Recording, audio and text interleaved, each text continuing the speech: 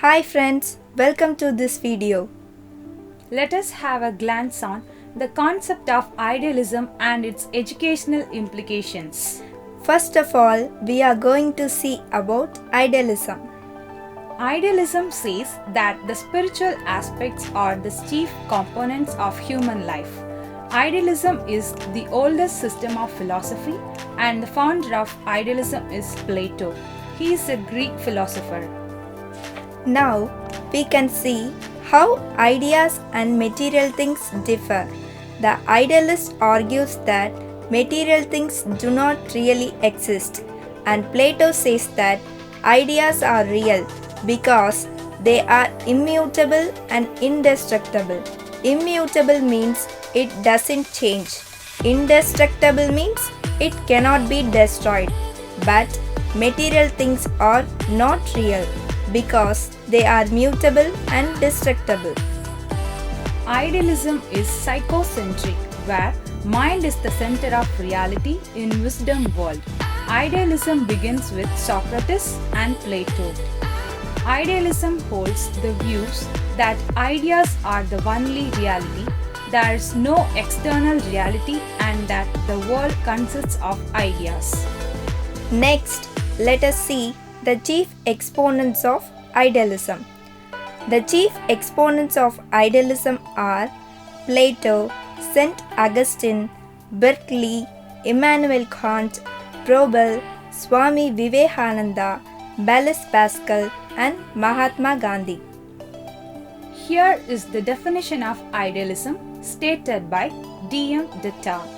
Idealism holds that ultimate reality is spiritualism. Then, the main principle of idealism says about God is everything, God is the source of knowledge, spiritual aspects is more important than material aspects. Human beings, spiritual is the supreme being. Here are some fundamental principles of idealism. Firstly, it says about the two forms of the whole world, the material world and the spiritual world. Idealists give more importance to the spiritual world in comparison to the material world. They believe that the spiritual world is real and ultimate truth.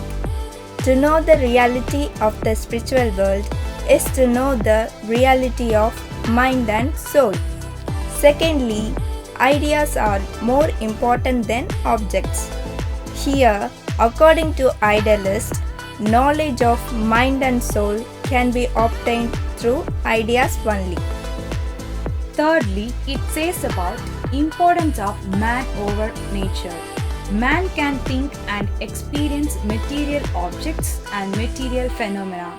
He creates his own world of virtue, and his creativity achieves higher and higher levels of art and many areas. Then it says about faith in spiritual value. The prime aim is to achieve spiritual value. They are truth, beauty, and goodness. These spiritual values are undying and permanent. At last, the principle says that importance of personality development. Idealists give much importance to the self of individual.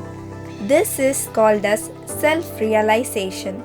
Hence, development of social qualities is essential for self-realization, as it expresses itself in the form of love, sympathy, fellow feeling, and cooperation. Then, aims of education. It tells about the achievement of studies through idealism.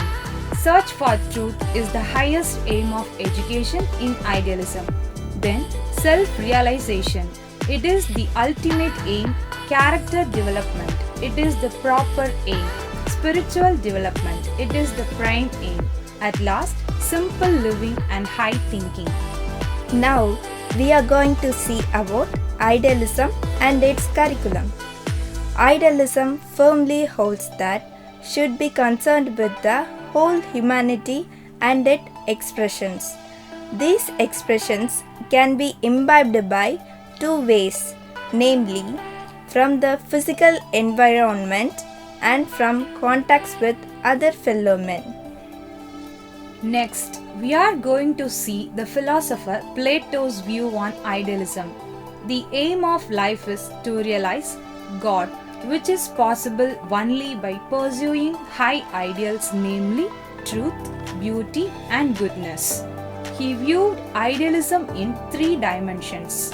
They are intellectual, aesthetic, and moral. Language, literature, history, geography, mathematics, science. These are the intellectual components of idealism. Arts and poetry are aesthetic parts of idealism. Religion, metaphysics, ethics are the moral parts of idealism. Then, Herbert's view on idealism. He says that the idealistic aim of education is the promotion of moral values. Hence, he gave importance to subjects like literature, history, art, music, poetry, together with other humanity and secondary place to scientific subjects. The next ideal is none. He says that idealism is the function of school to promote and maintain morality and historical traditions to preserve and develop its achievements more and more. He divided idealism into two dimensions. The one is physical, social, moral, and the other one is literary and aesthetic, religious physical culture, sociology, ethics and religion, etc. These are the components of physical, social, moral idealism. Literature, art, music, handicraft, history, geography, science, and mathematics are the literary and aesthetic components. Ross is the next idealist to divide human activities into two categories. The one is physical or related to healthy living, and the other one is spiritual. Under the physical and spiritual idealism, he insists on intellectual, moral, aesthetic, and religious ideas. Under intellectual idealism, literature, language, history, geography, and science are there. Ethics is moral idealism. Fine arts and aesthetic idealism. Religion and metaphysics are the religious idealism. Ross divided like this. The last idealist is Butler. He has rightly remarked, idealists consider themselves as creators and determinants of methods, not devotees of some one method. This includes narration, explanation, exposition, questioning, discussion, practice and repetition, conversational method, inductive and deductive method, etc. Next, the role of teacher is very important and glorious in idealism. There are two parts, the teacher, the child. The teacher must assume the role of guru. The teacher must understand his pupil thoroughly. The teacher must be a personal friend and guide to his pupils. The teacher should present high standards of behavior and conduct before his pupils. The teacher should have a deep knowledge of his subjects. Then we are going to see idealism and child. Idealists have given a prominent place to ideals or ideas in education. Here are some points in idealism and school. School is a place where the capacities of logical thinking, reasoning, and evaluating of the child are progressively sublimated and developed by teachers and the school environment into desirable channels so that high spiritual ideals and values are gained. Such a noble mission, according to idealism, may be achieved through proper guidance of teachers given in school. Then, idealism and discipline. Idealists believe that there can be no spiritual development of the child without discipline.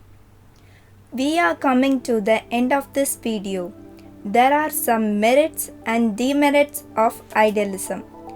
First, we are going to see the merits of idealism.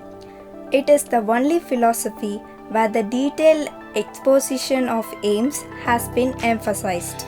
It inculcates the highest values, namely truth, beauty, and goodness. There are also some demerits of idealism. Idealists do not consider the scientific research. It emphasizes too much on good manners and modesty.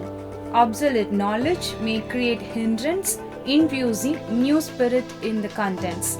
It does not emphasize the ICT. My dear student teachers, We are going to be the educators. the purpose of education is to turn mirrors into windows. Hope this video is useful for you. Thank you for watching this video.